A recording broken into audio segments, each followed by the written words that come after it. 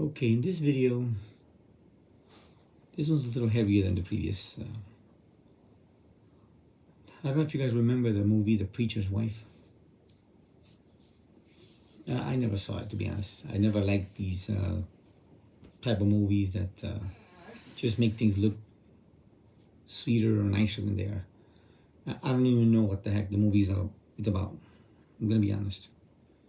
But my point here is, again, in my investigations, in my transparent intentions of investigations, again, when it comes to U.S. District Court of Puerto Rico, federal probation,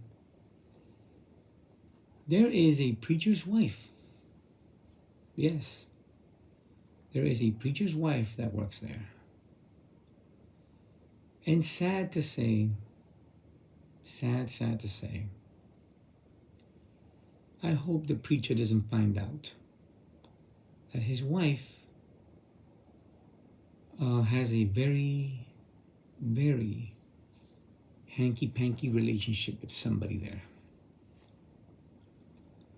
Again, this is sad, people. I hope this video is not that long, but again, it's sad. I know this for a fact. You know, and these are the type of women that human resources are protecting. These are the type of women that human resources, and Evelyn knows who this is. Evelyn knows who this is, because we spoke about this when I was still there. But nothing happens. Again, this behavior is tolerated, it's permitted. At some point, I don't know if you guys saw one of my other videos that had to do with the PowerPoint presentations that I have of the trainings HR pushes and promotes. It's a contradiction, because again, I'm gonna have to go through that PowerPoint, probably page by page, or just those that apply. But the point here is that even, I think it was slide 17 that mentioned that even when there's consent of a relationship of that type, it is still considered assault or harassment by any party, supposedly. I say by any because it should be by any, but they always favor the women versus the men. But if they're aware of this, again, if they are aware that the preacher's wife is having a sexual relationship with a coworker, and their own PowerPoint presentation clearly states that even when it's consensual, that was the one in Spanish, a relationship of this type, that is still harassment, and it contributes to a toxic work environment. That's simple, people. What else can I say here? What else needs to be said? This shows you how, again, I know it's disrespectful, but I don't give a damn. HR technically are anus in their I don't know, in their execution of so-called policies and so-called trainings, and holding people accountable and enforcing their own so-called rules and policies, regulations, canons, etc. They only do that, like I've mentioned before, when they want to target you. Besides that, they are intentionally incompetent. Because if the preacher's wife can be torn apart by a coworker, and potentially others, because I've seen things from the preacher's wife that, once again, I can't confirm, but this I can confirm. But I have seen looks, how people look at each other, the body language, the smiles, the touchiness. Again. And I got from the horse's mouth, from the guy's mouth, the confirmation of this. I'm not going to enter into details, but he knows who he is, and she knows who she is. This is a U.S., federal U.S. probation here in Puerto Rico. The preacher's wife, well, she needs a little bit of Bible. Because again, the same way I can point a finger to the LGBTQ community and women, I also have to point the finger out to guys that also contribute to this, and so-called Christians or religious people. And again, this is the reason why I always repeat it time and time again, even via email. He without sin cast the first stone. But again, I'm not here to judge. I'm here to investigate. And I'm here to expose the reality, a common reality, unfortunately, in the Western world. But you would think that, you would think that federal employees would be the pinnacle of example for society, especially when married, especially when this is a problem that Me Too makes a big deal out of. So if Me Too makes a big deal out of this behavior, why is it that it is tolerated depending on certain circumstances, situations, etc.? There are too many little technicalities that are being utilized to still permit the worst. My comments were horrendous, but these behaviors apparently are okay. Words are worse than reality. Listen to that, people. In today's modern world, words, things that you just say, opinions are worse than the real thing. That still does not compute in my mind.